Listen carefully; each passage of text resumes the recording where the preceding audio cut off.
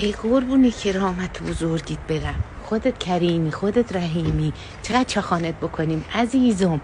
همه دعاها اووره، همه عبادتها اووره، همه نمازها اووره. اینا همشون لختن، اینا همشون پتین، روم سیاه بشه. اینا لخت اور پتی، اینا عرق شراب، اینا گوشت خوک. خدایا یه خورده سهمی بندی کن، در رحمتت اوورم وا بکن.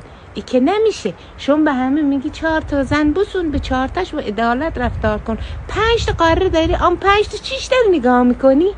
سهمی بندی کن دورت بگردم. یه خورده هم بده به اونا، یه خورده هم نگاه ملک مال خودت، فضولیش هم به ما نیومده. اما با عدالت یه خورده بده اووریا. اینا پلیس هم گرفتم. این دعاها اینجوری مستجاب میشه که پلیس هم بیا منو ببره، بگی دیونن. قربون بزرگیت برم، یه کاری بکن تا پلیس نیومده من ببره.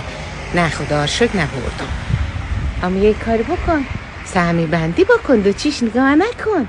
نگاه چه برفی گرفته این بلاد کفر.